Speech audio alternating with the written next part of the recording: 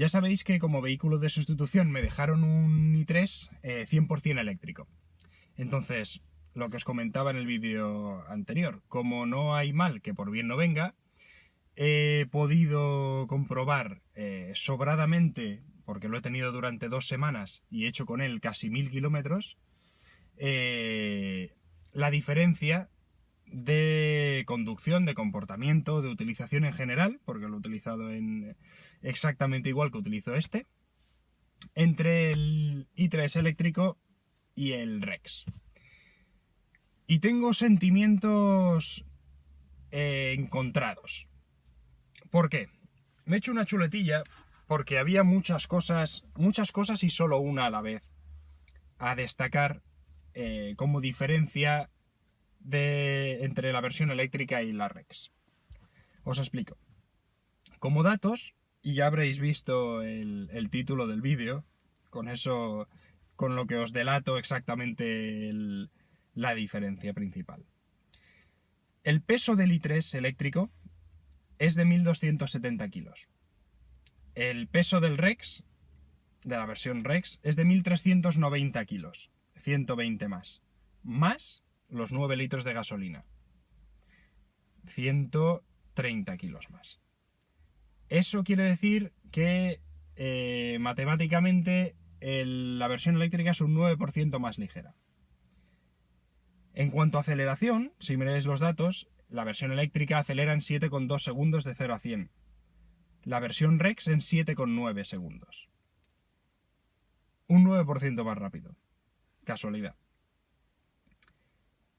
¿En qué me ha sorprendido lo que os digo y me lleva a tener sentimientos encontrados? La versión eléctrica me ha sorprendido en que consume mucho menos que la versión Rex. Mismas baterías, ese peso inferior, ese peso de un 9% menos, se traduce en que en un consumo medio puse la computadora de bordo del coche en estas 2 semanas con la mía en general, en espacios grandes de un mes, 2 meses, y la diferencia que me dio de consumo es de 12 kilovatios a los 100 para la versión eléctrica y 13 kilovatios a los 100 para la mía, para la Rex. Y repetimos otra vez los datos. Eso viene a ser un 9% de diferencia. Pero eso sería en el global. En el global del uso del coche es un 9% más ligero, es un 9% más rápido, acelera un 9% más deprisa y consume un 9% menos. Vemos que el tema del peso va asociado a prestaciones y consumo, pero directamente. Incluso me ha sorprendido al sacar los números porque no pensaba que fuera tan exacto. Pero no es tan exacto al final. En el uso normal del coche es fácil y creo que viene dado por ese menor peso. Es más fácil sacar medias de consumo más bajas con la versión eléctrica. De manera que al final, en los trayectos que he ido realizando y donde he hecho mediciones en trayecto, ya sabéis, es decir, bueno, yo sé que aquí gasto 13,5 kilovatios en este trayecto y lo he repetido con la versión eléctrica. La versión eléctrica en los mismos trayectos se ha estado yendo a 11 kilovatios y medio, una cosa así. O sea, de 13 y picos a 11 y picos. Es mucha diferencia. Me ha sorprendido. O sea, realmente yo que ya habéis visto, ya llevo 20.000 kilómetros realizados con la versión Rex, coges el i3 eléctrico y te estás yendo muy fácilmente a un 15% menos de consumo. Un 15%, es enorme.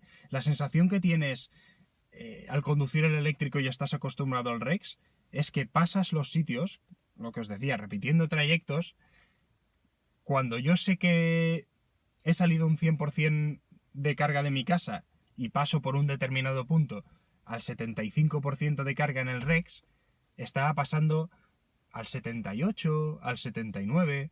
Quiere decir que cada 25% de carga estás gastando un 4% menos. Es mucho, es lo que os digo. Con el eléctrico vas pasando por los mismos sitios y dices, que poco he gastado. O sea, aquí paso al 75% y con la versión eléctrica paso al 78, 79%. Al mismo ritmo, misma velocidad, todo igual.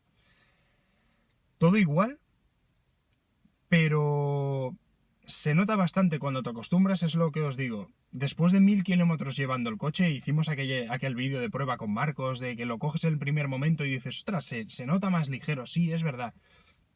Cuando lo llevas varios días y vuelves a coger el Rex, se nota bastante que este lleva más carga en el culo, sobre todo. El otro se ve más plano, cogiendo curvas, más ligero al acelerar. Poquito más de 0,7 segundos de más aceleración de la versión eléctrica se notan. Ves que el coche es más ligero, es más rápido de reacciones, en las curvas es más plano, lo que decimos, no le pesa tanto el culo. O sea, es una sensación general. No estoy diciendo que el Rex vaya mal, ni muchísimo menos.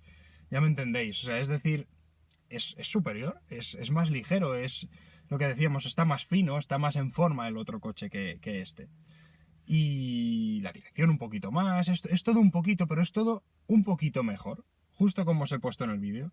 Es todo un 10% mejor. 10% mejor de dirección, 10% mejor en curva, 10% mejor en aceleración. Y en el consumo podéis contar de media un 10% mejor. Pero si te empeñas, al ser más ligero, es más fácil sacarle acelerar suave. Y esas las aceleraciones que ya sabéis que es donde más chupa el coche. Es más fácil sacarle un buen consumo al otro que a este, que va lastrado siempre con más peso.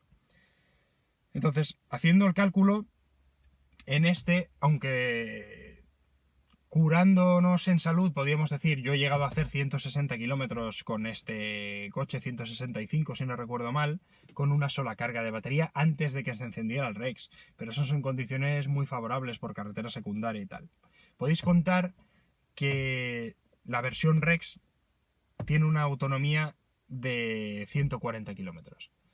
La versión eléctrica tiene una autonomía de entrada con esa media que hemos dicho de 160, pero con la versión eléctrica es fácil irse a 170 kilómetros, incluso un poquito más, ¿eh? Si vais por carretera secundaria y conduciendo muy mirado, es más fácil llegar a hacer 180 kilómetros, por ejemplo.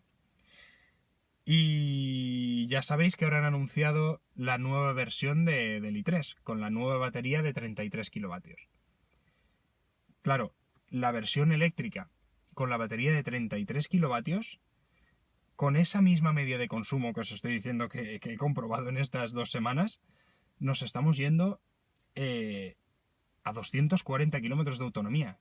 Bien, o sea, y si lo apuras, debe tener unos 28 kilovatios útiles la versión nueva, o sea que la versión eléctrica con batería de 33 kilovatios se pueden hacer 250 kilómetros, es una autonomía muy respetable. Mucho mejor.